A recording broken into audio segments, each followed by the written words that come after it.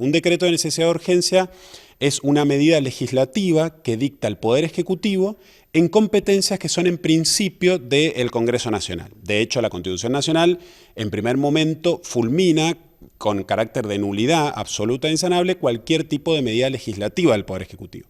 Pero establece una excepción, que es el decreto de necesidad de urgencia. Pero para ello se tiene que dar ciertos requisitos, que es básicamente que no se puedan seguir los trámites legislativos.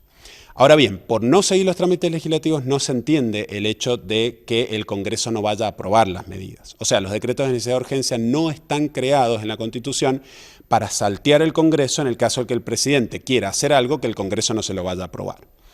Que por supuesto eso no... digamos, porque una de las argumentaciones es que el presidente tiene la legitimidad del voto popular, lo cual es cierto, el presidente tiene la legitimidad del voto popular para realizar aquellas acciones que la Constitución le permite, no la que no le permite, por un lado. Y por otro lado, el Congreso también tiene legitimidad popular porque también fue elegido por el pueblo. Por tanto, si no quiere aprobar esas medidas, no las puede hacer el presidente. Entonces, en visto de esto, digamos, de que no se dan los requisitos para el decreto de necesidad de urgencia, no se puede considerar como que es una medida constitucional. El problema que viene en realidad es qué se hace, porque los decretos de necesidad de urgencia entran en vigor desde el momento en que el decreto lo dice. Con lo cual, ya empieza a generar efectos jurídicos desde ese momento. Desde el momento de la vigencia del decreto ya empieza a generar efectos jurídicos, eso lo dice la Constitución. Y ahí se abren dos caminos. Un primer camino es que el Congreso de la Nación lo rechace. Una cuestión realmente muy difícil por un pecado de origen, si se quiere, que es la propia redacción de la Constitución y la ley aprobada en el 2006, en el cual se requiere del rechazo de las dos cámaras del Congreso con mayorías absolutas. Con lo cual, es improbable, no voy a decir imposible, pero es improbable que el Congreso rechace el decreto de necesidad de urgencia. Y si lo hace, se demoraría demasiado.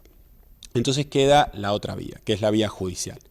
La vía judicial, cualquier juez tiene que controlar la constitucionalidad de las leyes que sean puestas en cuestión en una causa judicial, lo cual tiene que haber una causa judicial y en última instancia resolvería la Corte Suprema de Justicia. Esa es la vía más posible para la declaración de inconstitucionalidad, con todo lo que ya sabemos que entra en juego ahí, que no son solamente cuestiones jurídicas, sino también, por supuesto, políticas. Yo quisiera aclarar ahí que la propia jurisprudencia de la Corte Suprema es la que fundamenta que este decreto es inconstitucional. O sea, no habría muchas chances, salvo un cambio de precedente demasiado drástico, que de repente considere que una medida así es inconstitucional. Y esto quisiera aclarar, aprovecho ahora para decir, que esto no quita la gravedad de la crisis, eso no, o sea, son dos cuestiones distintas. Uno puede perfectamente afirmar que la gravedad de la crisis es importante, por supuesto, eso es innegable absolutamente, pero eso no habilita a que el Estado haga o el presidente en este caso, tome medidas que son extraconstitucionales. Digamos, la única manera de sostener que esta medida tiene alguna legitimidad es decir que el presidente tiene facultades ajenas a la Constitución. Y eso, por supuesto, no es posible de aceptar. Con lo cual, bueno, la medida es inconstitucional.